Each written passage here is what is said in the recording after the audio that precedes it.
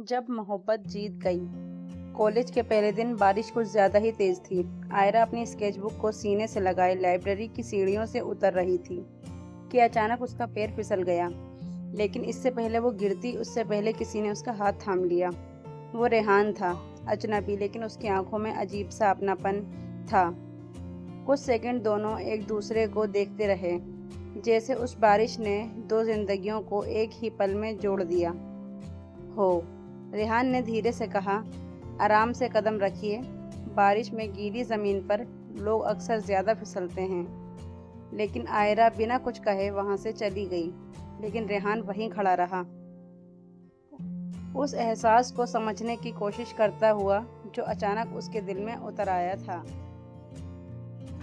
उसके बाद अगले कुछ हफ्तों में कॉलेज के रास्ते, लाइब्रेरी की खामोशी और कैंटीन की भीड़ उनके मिलने की जगह बन गई। आयरा कम बोलती थी, लेकिन जब बोलती तो उसकी बातों में गहराई होती। रेहान बातों से ज़्यादा सुनने वाला था। जब भी आयरा उससे बात करती थी, रेहान बड़े ध्यान से उसकी बातों को सुनता था।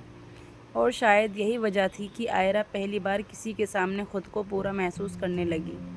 वो खुलकर रेहान से अपने दिल की बात करती थी और घंटों तक ऐसे ही कॉलेज के ब्रेक्स में दोनों एक दूसरे के साथ वक्त बिताते थे। दोनों ने एक दूसरे से वादे नहीं किए, लेकिन रोज़ साथ बैठना, चाय पीना और सपनों पर बात करना ही किसी वादे से कम नहीं था। धीरे धीरे दोस्ती ने उस शक्ल को ले लिया जिसे शब्दों में कहना आसान नहीं होता। दोनों ही एक दिल में एक दूसरे को कहने लगे थे, लेकिन एक दूसरे से कह नहीं पाते थे, या शायद कहने की ज़रूरत ही नहीं थी। आयरा को पेंटिंग करना बहुत पसंद था। कॉलेज फेस्ट के दौरान आयरा की पेंटिंग्स की छोटी सी प्रदर्शनी लगी। कहने को तो वहाँ बहुत सी पेंटिंग थी, लेकिन एक पेंटिंग ने सबका ध्यान खींच रही थी। बारिश में खड़े दो लोग जिनके चेहरे साफ नहीं थे, लेकिन एहसास बहुत गहरे थे। रेहान उस पेंटिंग के सामने देर तक खड़ा रहा। वो समझ गया कि उस तस्वीर में वो पल कैद था जब उसने पहली बार आयरा का हाथ पकड़ा था। उस दिन बिना कहे ही दोनों ने मान लिया कि यह रिश्ता अब सिर्फ दोस्ती नहीं रहा। लेकिन हर कहानी इतनी आसान नहीं होती। एक दिन आयरा और रेहान एक साथ कैंटीन में बैठे थे। अचानक आयरा को कॉल आता है। वो कॉल ओके करके जब फ़ोन कान पे लगाती है तो उसके चेहरे के हाव भाव बदल जाते हैं। आयरा के घर उसकी सगाई की बात चलने लगी। परिवार के लिए यह एक सही फैसला था, लेकिन आयरा के दिल के लिए नहीं। वो रेहान को पसंद करती थी, लेकिन घर वालों को यह बात बताने में हिचकिचा रही थी। वो अपने परिवार की खुशी के लिए, उस रिश्ते के लिए चुपचाप हाँ कर देती है, और वह चुपचाप रेहान से दूरी बनाने लगी। रेहान ने आयरा के अंदर ये बदलाव महसूस किया। रेहान से आयरा की दूरियां बर्दाश्त नहीं हो रही थीं। उसने खुद से फैसला किया, आखिर उसके इस बर्ताव के पीछे क्या वजह है, वो जानकर रहेगा। और एक शाम जब आयरा कॉलेज खत्म होने के बाद अपनी क्लास से निकल रही थी, तब रेहान उसे अपनी गोद में उठाकर ज़बरदस्ती कॉलेज की छत पर ले जाता है। आयरा गुस्से में रेहान से कहती है, ये क्या हरकत है रेहान, तुम मुझे ऐसे यहाँ क्यों लेकर आए हो? क्योंकि मुझे तुमसे जानना है आयरा, क्यों कर रही हो मेरे साथ ऐसा? आखिर मैंने ऐसी कौन सी गलती कर दी जिसकी तुम मुझे इतनी बड़ी सज़ा दे रही हो? क्यों कर रही हो, बताओ मुझे, मैं वजह जानना चाहता हूँ। मेरे पास तुम्हारे सवालों का जवाब नहीं है, जाने दो मुझे, और आइंदा मेरे साथ ऐसी हरकत मत करना। इतना कहकर आयरा जाने लगती है। तभी रेहान उसकी कमर में हाथ डाल के उसे अपने पास खींच लेता है, जिससे आयरा के हाथ रेहान के सीने पर आ जाते हैं। रेहान उसे कहता है, मैं जानता हूँ तुम मुझे इस तरह प्यार में धोखा नहीं दे सकती। तुम भी मुझसे बेइंतहा मोहब्बत करती हो। तुम्हारा हर फैसला मेरी सर आँखों पर, बस वजह बता दो।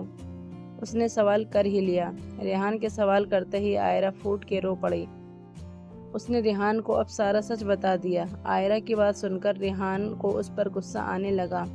वो उससे कहता है, इतनी बड़ी बात हो गई और तुम मुझे अब बता रही हो?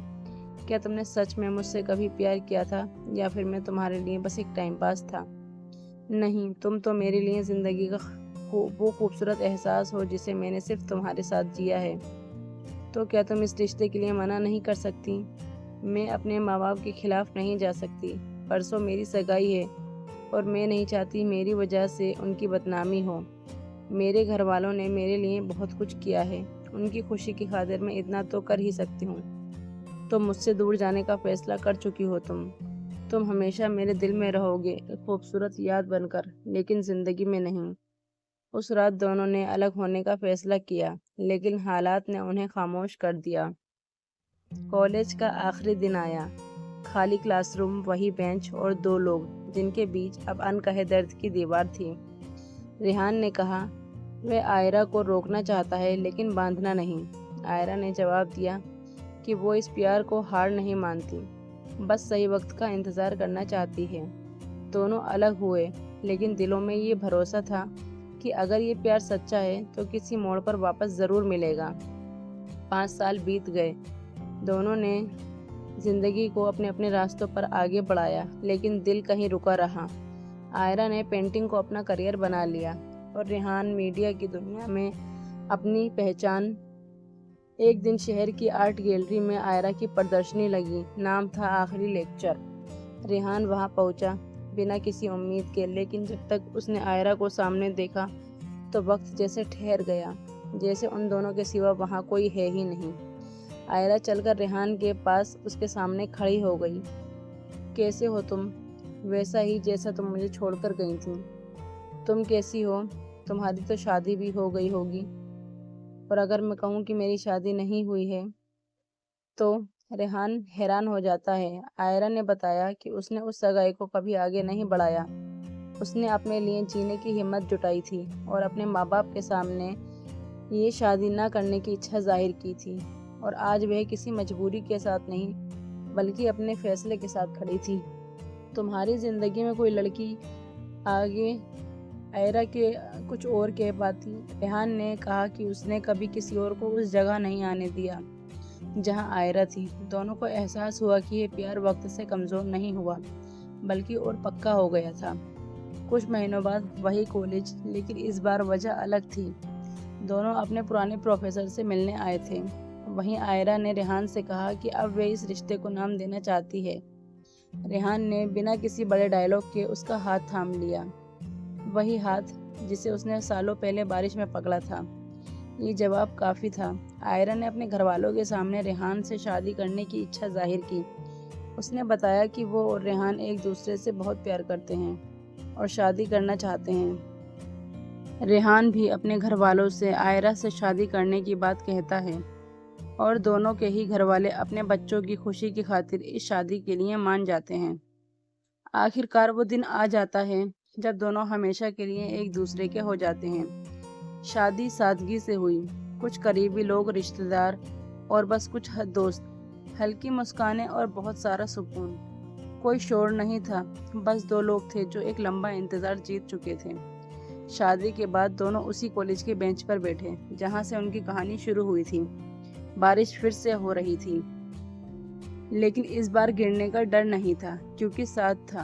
कहानी यहीं ख़त्म नहीं होती, बल्कि यहीं से शुरू होती है। एक ऐसी ज़िंदगी जिसमें प्यार मजबूरी नहीं, बल्कि चुनाव होता है।